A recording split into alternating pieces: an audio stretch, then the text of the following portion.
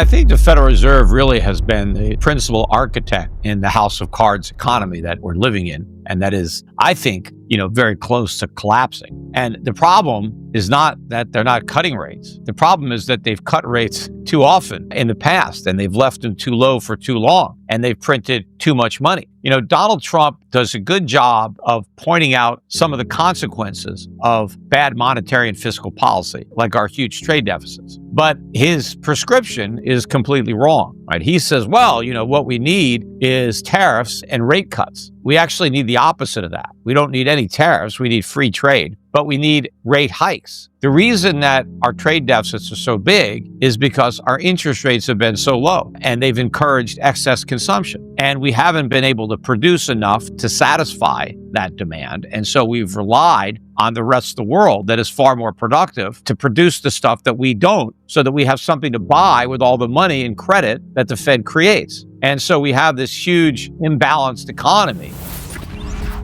But source of the imbalances is the United States. It's our monetary and fiscal policy that is the cause. It's got nothing to do with China or anybody else. It's got nothing to do with cheating. It's just our own policy mistakes. And trying to blame the rest of the world for problems that we create just deflects attention from the actual cause and assures us that the problems get worse. They don't get solved. And I think, though, what we're close to, and this is the most significant development, is I think the world is going to be revolting against this system that has disproportionately benefited the United States at the expense of the rest of the world, and that is the dollar's reserve currency status, and that is the enabler of these imbalances. That's what allows Americans to live beyond their means. That's the reason we've been able to get away with these massive deficits for so long, with all the excess consumption and the under savings and this service sector, consumer-driven economy. It's all a byproduct of the dollar's reserve status. Without that, the whole house of cards would have collapsed a long time ago. But I think, we've already started that process. I think the de-dollarization process has begun. And when it concludes, America's ride on the global gravy train is going to be over. And, Donald Trump mischaracterizes this. He says, hey, the world has been screwing us over. The world's been taking advantage of us and ripping us off. It's actually the opposite. And I think the world is now mad as hell, and they're not going to take it anymore. And they're not going to take our dollars. And so we're going to be stuck with them. What we have been getting is all their stuff, right? All the goods that the Chinese and everybody else produces. We've been getting all that stuff without having to make it. And all we've been doing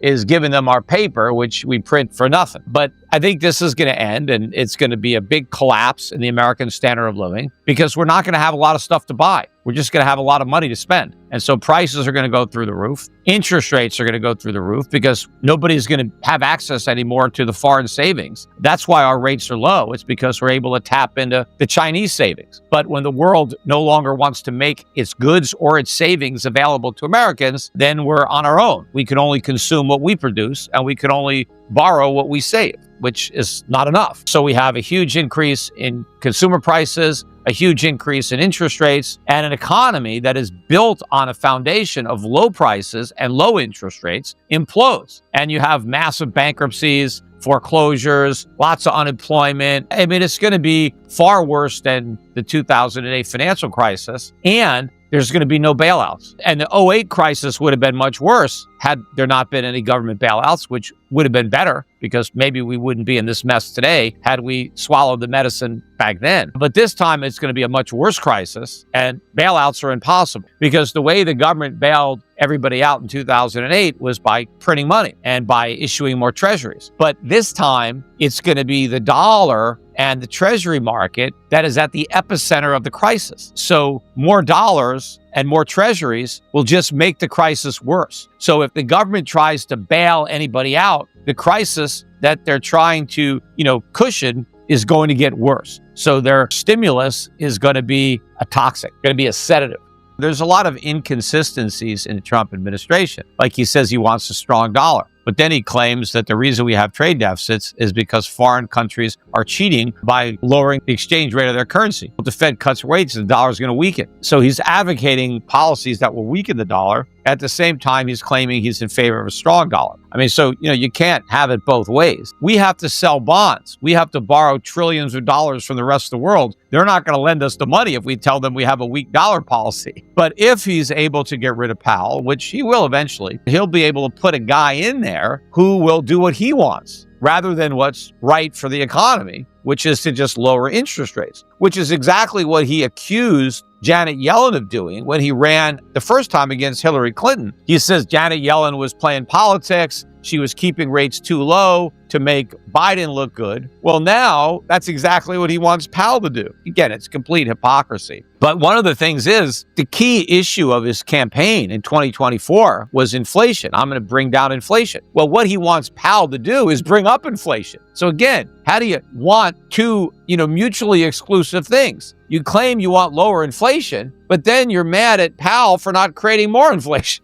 Well, look, I don't think we're negotiating with anybody. I think all the negotiations are a bunch of BS. I think all the trade deals are a bunch of BS. Trade is not the problem. Tariffs are not the problem. The world doesn't have high tariffs. That's just a lie, right? Yes, you can find countries with isolated tariffs that protect their local farmers. We have very high tariffs here on sugar, on peanuts. Americans pay a lot more money for these things because we're trying to protect our farmers. We have the Jones Act, which protects inefficient American shipping companies from foreign competition. So politicians all around the world have these constituents that have been able to bribe them into some type of protectionism. And it's wrong. The world would be better off if every country, including America, dropped these protectionist tariffs that actually hurt the country and just help this select special interest that donate so much money to their political campaign. But the idea that we have these huge trade deficits because of bad trade deals is wrong. I mean, first of all, the USMCA is Trump's deal. He told us that was the greatest deal ever when we first signed it. And now all of a sudden it's a disaster. But Trump is just trying to make America into a victim so he can be the tough guy to stand up to the global bullies. And that plays well with his base. Yes, America's getting ripped off and we're mad as hell and we're not going to take it anymore. We are getting ripped off, but not by the world, not by China, not by Mexico, Canada. We're getting ripped off by the U.S. Congress. We're getting ripped off by our own government. And that continues in this big, beautiful bill that Trump is,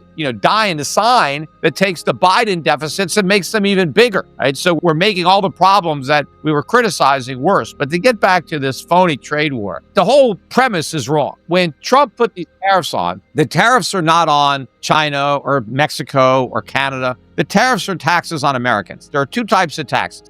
There's a direct tax where you send the money directly to the government. That'd be like a property tax. Government sends you a bill, you write a check, put it in the mail. Income tax, write a check to the government, put it in the mail, you pay the tax. An indirect tax is a tax that you don't send the money directly to the government. That's like a sales tax. You go to the store, you buy a product, and there's a tax. The store sends it to the government for you. Well, in most cases, there's no U.S. substitute. You can't find something that's made in America. But in some cases, yes, you can find an American item. Maybe you were buying something from China and it cost you $50. And we do make something similar in America that cost $100. Well, maybe if the tariff was high enough that the Chinese good was now $120, you might, all right, I'll pay $100 to buy the American good. You're not paying a tax. The government's not collecting any money, but you're out of pocket. You're paying $100 for something that you used to buy for $50 when you could buy it from China, but now you got to buy it, in America and you're paying double. But it's the American consumer that pays either way. Well, first of all, the trade deal with the UK was a bunch of BS because we really didn't accomplish much with the UK. And the UK was one of the few countries that we don't even have a deficit with. We had trade surplus with the UK last year. But I don't know all these individual deals that have supposedly been inked in Qatar or any place else. He's in Saudi Arabia. He's going around the Middle East. Now he's in Abu Dhabi or Dubai. To the extent that these are deals between U.S. companies and private companies, although some of them, like the Qatar owns that it's a government-owned airline. So it's the government buying it, but they're buying the planes from a private company, from Boeing. But, I don't know the nature of a lot of these deals or who the parties are or what's been agreed to. What I know from the past is Trump has a habit of announcing these huge deals and these big dollar amounts that never actually come to fruition. So a lot of it is things that may or may not happen, and then they exaggerate the size of the deal. But we don't need Donald Trump to go around the world making deals. Businessmen and women can make their own deals. I assume if they make the deal, it's in their best interest. If there's foreign investment coming into the United States to invest in building out plant and equipment, that's great. Let foreigners invest here and we should be able to invest abroad. I mean, capital and goods should be free to move around the world with as little government interference as possible. What Donald Trump's job should be is to get the U.S. government off the backs of the American public and right the fiscal policy and regulatory policy mistakes of the past, including his term. So we have a lot of government to cut, not just the waste, fraud, and abuse that DOGE was focused on. There's a lot of stupid gimmicks in the big, fat, ugly bill that they're passing. I mean, the Democrats are criticizing the Republicans for cutting Medicaid. I wish they were cutting Medicaid. They're not actually even cutting it. All of the cuts take place starting in the year 2029. So that means that they're never actually going to happen. And they have dumb things in there, like you can deduct the interest on a car loan. Why is the government going to subsidize people to go out and borrow more money to buy cars that they probably can't afford? This is not the kind of stuff that we need to do. These are gimmicks. We need real substantive reform, entitlements, Social Security, Medicare, Obamacare. All these things need substantial cuts. We need to eliminate entire agencies and departments. Trump talked about, we should get rid of the Department of Education.